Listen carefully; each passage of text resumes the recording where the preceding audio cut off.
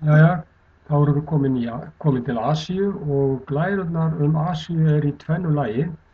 Þannig að við skulum kíkja á fyrripartinn núna. En markmiðið með Asíukaflanum að þið þekkið landslag og náttúrufar í Asíu. Ólík svæði álfunnar. Þið eigið að þekkja náttúruauðlindir og atvinnuhætti. Þekkja ólíkan efnahag á milli svæða þarna og ódýrt vinnuafl.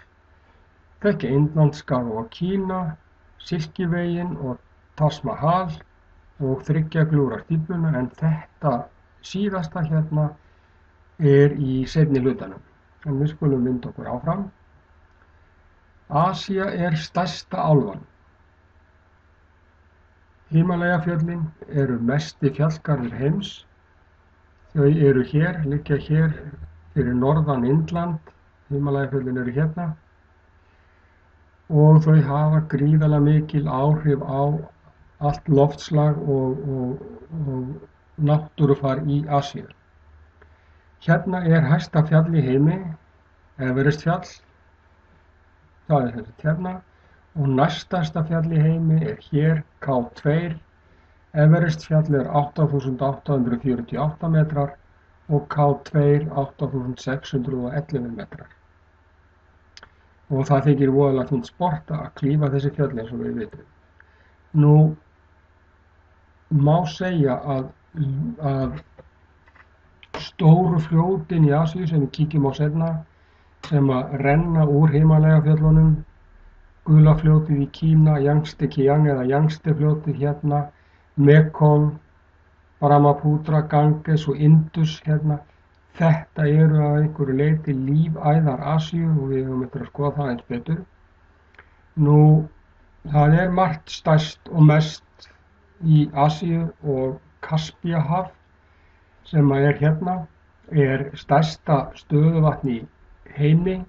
Þetta landlukt, þetta kallað haf, en þetta í rauninni stöðuvatn. Baikalvatn hérna austur í Asíu dýpsta vatn í heimi og þar eru mestu ferskvatnsbirgðir heims samankomnar, og hér fyrir austan Kaspíahafið hérna Aralvatn sem eitt mesta umhverfisslys í sögu jarðarinnar, og einhverjir sem hafa áhuga á umhverfismálum ættu að skoða það sem valverkefni. Hvað gerðist við Aralvatn? En við skulum aðeins halda áfram og kíkja á ofnar.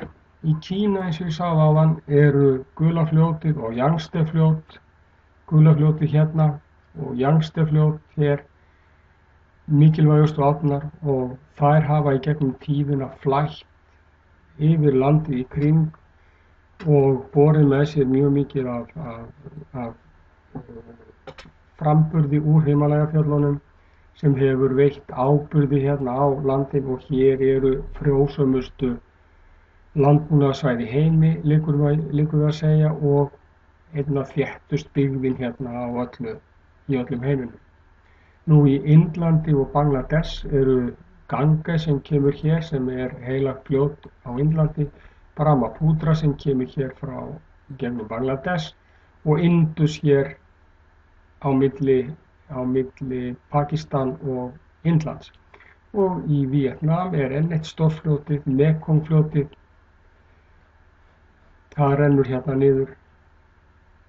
Nú, eyjar sem við þurfum að þekkja í Asíu, ef við byrjum hér fyrir sunnan þennan skaga sem heitir Kamtjatkaskagi, eru Kúrileyjar, þá taka við Japanseyjar, Filippseyjar, Indónesía hérna, Java og Sumatra, og hér fyrir sunnan Indland Sri Lanka sem einu sinni var kallað Ceylon. Þetta þurfum við þessa stóru parta af Asíu, þessa mikilvægu parta þurfum við að þekkja og kunna. Og skagarnir hérna, Arabíuskaginn, Indlandsskagi og Suðaustur-Asíuskaginn hérna, það sem eru Víetnam, Laos, Tæland, Kóreuskagi hér. Þetta þurfum við alltaf skoða á korti og þekkja. Nú, Asía í öllum loftslagsbeltum, nær alveg frá langt fyrir norðan norðurheimskaut, hér Rússland og alveg suður að miðbaug, hérna hitabeltisloftslag á eyjunum í Suðaustur-Asíu.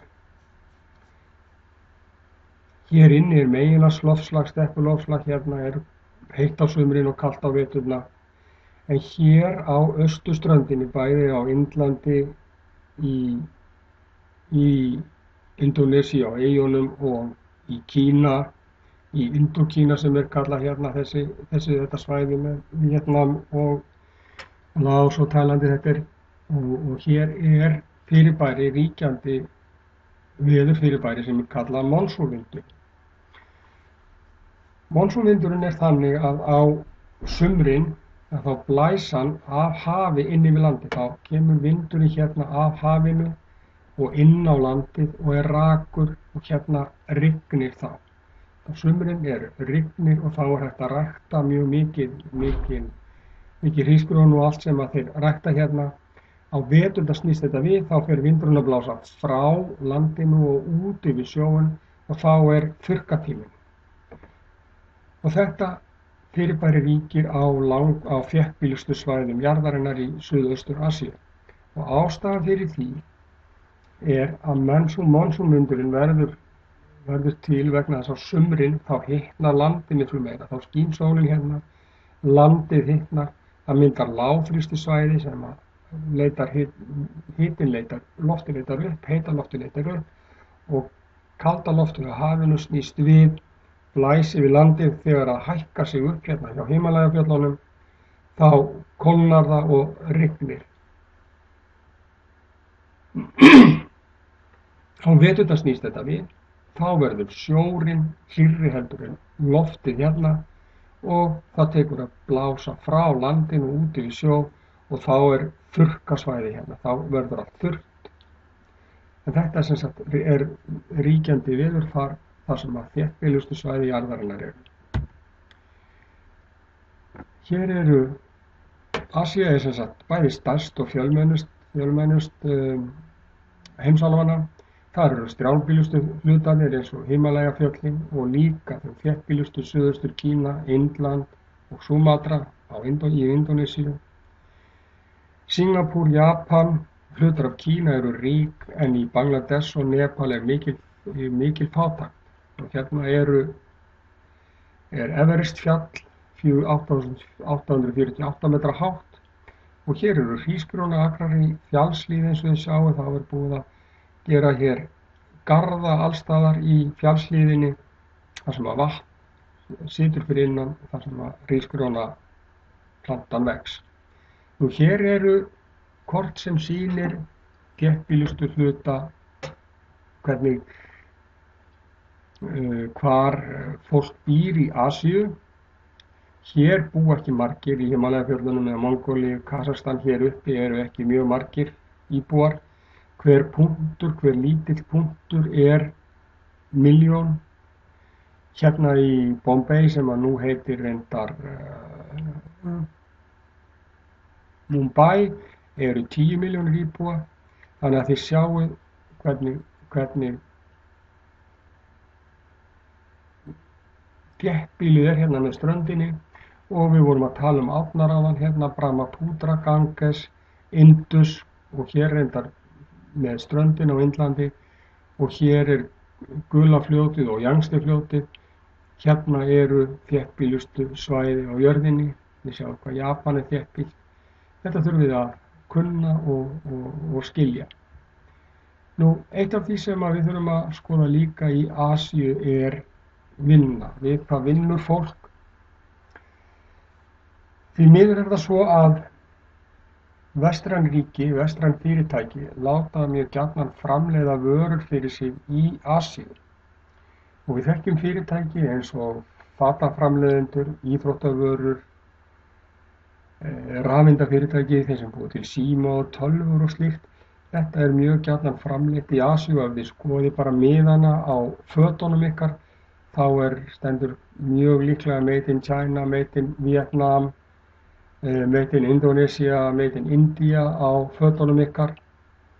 og það einfaldlega vegna þess að vinnuafl mjög ódýrt þarna og fólk sem fær lítið borgað fyrir vinnuna sína býr til það sem við kaupum ekki svo mjög dýru verði og það sem kannski verst af öllu það að víða eru lítil börn látin vinna og þræla í verksmiðjum kannski 12-14 tíma á sólarhring við að sauma svo föt sem við kaupum ódýrt hérna á Vesturlöndum.